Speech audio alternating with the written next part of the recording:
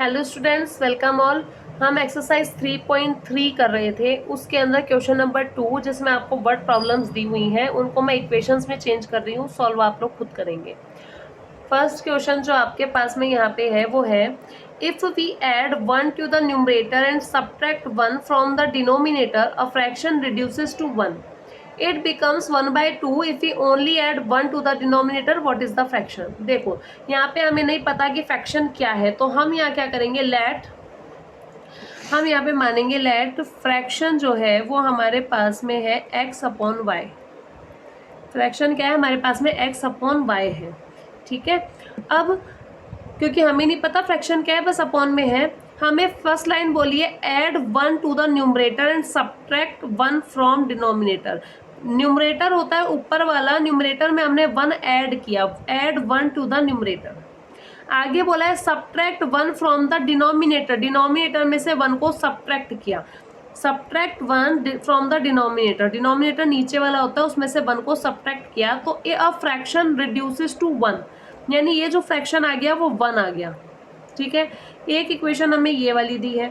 दूसरी चीज हमें बोली है इट बिकम्स 1/2, ये 1/2 हो जाएगा if we only add 1 to the numerator. अगर हम ओनली न्यूमरेटर में 1 ऐड करें और डिनोमिनेटर में कुछ भी नहीं करें, न्यूमरेटर में 1 ऐड करें और डिनोमिनेटर में कुछ भी ऐड नहीं करें, तो ये फ्रैक्शन हमारे पास 1/2 हो जाएगा। तो ये हमारे पास में दो इक्वेशंस हैं, लेकिन इसको सॉल्व करने के लिए हम थोड़ा सा इजीली इसको कैसे लिखेंगे हम उससे देखते हैं। इक्वेशन तो ये 1 हो गई, इक्वेशन 2 हो गई, लेकिन इसको हम थोड़ा सा इजी फॉर्म में लिखेंगे। ठीक है, तो देखते हैं इसको हम इजी फॉर्म में कैसे लिखेंगे। इक्वेशन है x plus 1 upon y minus 1, x plus 1 upon y minus 1 is equals to 1। ठीक है, तो हम इसको क्रॉस मल्टीप्लाई कर देते हैं। उस साइड मल्टीप्लाई करेंगे, दोनों से मल्टीप्लाई होगा, 1 मल्टीप्लाई होगा इस पूरे ब्रैकेट से, दोनों से होगा। ठीक है, तो ये होगा 1 मल्टीप्लाई बाय वाई माइनस 1 1 जा 1। यहाँ पे y को इस साइड ले आओ, प्लस का y इधर आके माइनस का हो जाएगा। इधर ध्यान रखना माइनस y है, इस माइनस को कहीं छोड़ मत देना, ये माइनस का y है इसके साथ ही रहेगा। और ये वाला जो प्लस का y है, ये वाला जो प्लस का y है वो इस साइड आके माइनस का y बन जाएगा। तो ये बन जाएगा x minus y is equals to -2। तो हमारी इक्वेशन बन गई x minus y is equals to -2। कौन सी वाली, फर्स्ट वाली। फर्स्ट वाली इक्वेशन हमारे पास में क्या बन गई है, x minus y is equals to -2। Equation 1 हमारे पास आ गई, x minus y is equals to -2। इसी तरह से हम इक्वेशन 2 को भी हम थोड़ा इजीली सॉल्व करेंगे। ये है हमारे पास में, ये है x plus 1 upon y is equals to 1/2। Cross multiply कर देते हैं, 2 को इस पूरे से मल्टीप्लाई करेंगे, y को इधर मल्टीप्लाई करेंगे। ध्यान रखना पूरे से, दोनों से मल्टीप्लाई होता है ये। तो 2x प्लस 2 1 जा 2, 2 को x से करेंगे 2x, 2 को 1 से मल्टीप्लाई करेंगे 2, और y 1 जा y। अब ये वाला जो y है ये प्लस का y है, इस साइड आके माइनस का हो जाएगा। ये जो प्लस का y है इधर आके माइनस का y हो जाएगा, और ये जो प्लस का 2 है ये उधर जाके माइनस का 2 हो जाएगा। ये प्लस का 2 उस साइड जाके माइनस का 2 हो जाएगा। तो दूसरी इक्वेशन बन गई 2x minus y is equals to -2। यहाँ इक्वेशन हमारे पास बन गई 2x minus y is equals to -2। तो ये दो इक्वेशंस हमने ली हैं और इसको एलिमिनेशन से सॉल्व करना है। लेकिन इसको सॉल्व करने से पहले क्वेश्चन में लिखा है कि अगर ये एग्जिस्ट करते हैं तो इन क्वेश्चन में पहले आप a1/a2, b1/b2 और c1/c2 इनकी वैल्यूज निकालेंगे, जो हमने इक्वेशन एक्सरसाइज 3.1 में सीखा है, और फिर चेक करेंगे कि ये कंसिस्टेंट है या इनकंसिस्टेंट है। अगर इसका आंसर आ सकता है तो सॉल्व करेंगे एलिमिनेशन मेथड से, अगर आंसर नहीं आ सकता तो हम इसको सॉल्व नहीं करेंगे, बस उतना शो कर देंगे a1/a2, b1/b2 और c1/c2 वाला कि ये इनकंसिस्टेंट है और इसका कोई सॉल्यूशन नहीं है, इट हैज़ नो सॉल्यूशन। इसको वहीं छोड़ देंगे फिर, अगर ऐसा हो तो। और अगर आंसर एग्जिस्ट करे तो इसको पूरा एलिमिनेशन मेथड से सॉल्व करना है।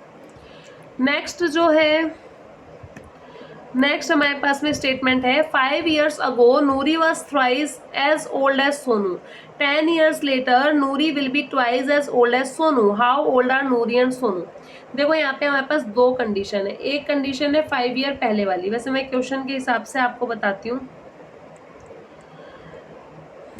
देखो हम लिखने का मेथड देखेंगे, let age of, present age की बात कर रहे हैं हम, ठीक है। यहाँ पे हम लिखेंगे प्रेजेंट एज, हमें नहीं पता कि आज वो कितने साल के, तो हम लगा रहे हैं present age of Noori. Noori की एज कितनी है, एक्स ईयर्स। फिर हम लिखेंगे and present age of Sonu, ये कितनी है, वाई ईयर्स। एक्स ईयर्स और वाई ईयर्स दोनों की एज हमें मिल चुकी है, मतलब हमने मान ली है। अब हमें क्या करना है, हमें फर्स्ट लाइन बोलिए 5 ईयर्स अगो, तो चले हम पहुंच जाते हैं 5 ईयर्स पहले। 5 ईयर्स अगो मतलब 5 साल पहले।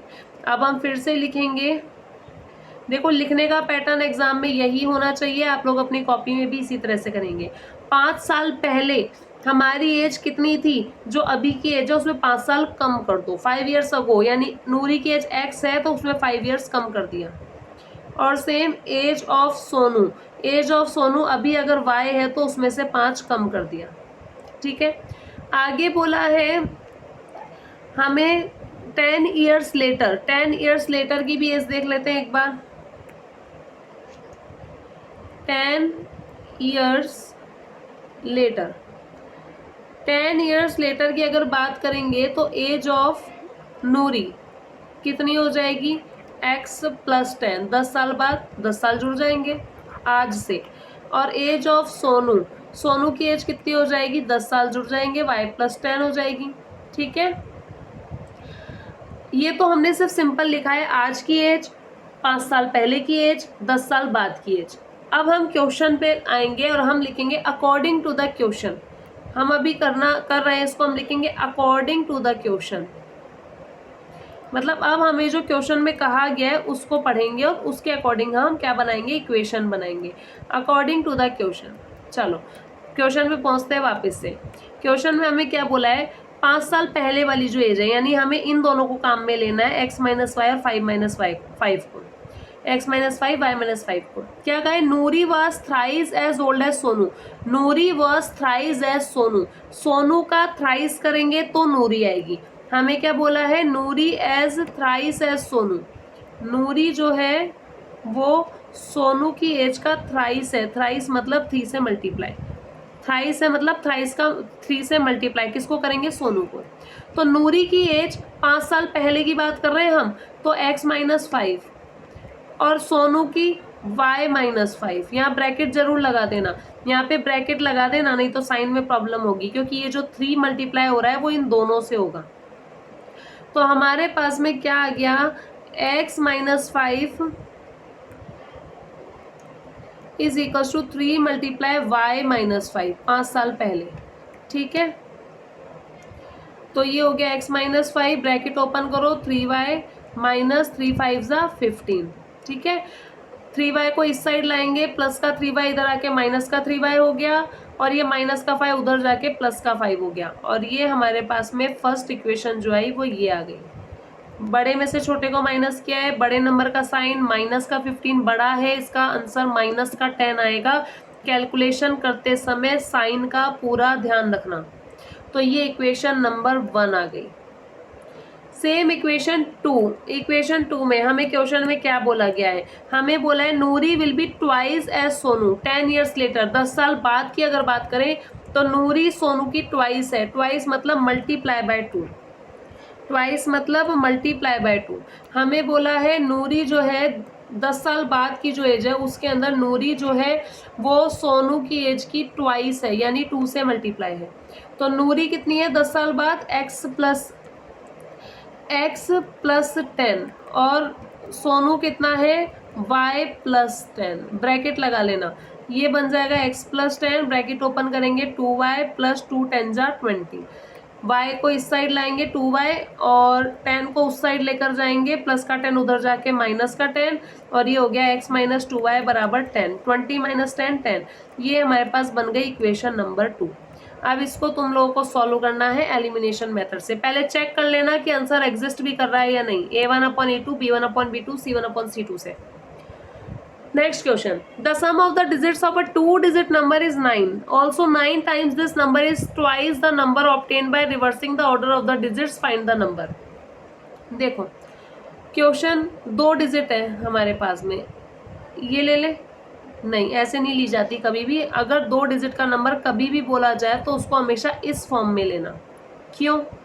देखो जैसे मैंने लिखा 45, अगर मैं इसको एक्स वाई लिख दूंगी तो इसका मतलब है ये मल्टीप्लाई हो गए. अगर बीच में कोई भी निशान नहीं होता तो उसे हम मल्टीप्लाई मान लेते हैं.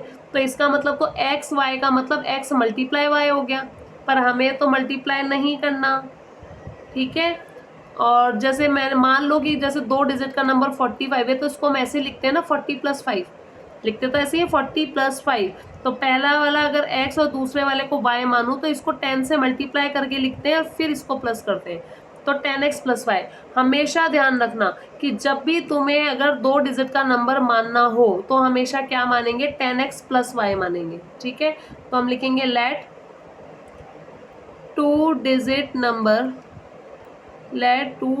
नंबर क्या है, 10x + y. ये मैंने नंबर मान लिया. The sum of the digits of a 2-digit number is 9. लेकिन अगर डिजिट्स को ऐड किया जाए तो हमारे पास में लिखा है अकॉर्डिंग टू द क्वेश्चन,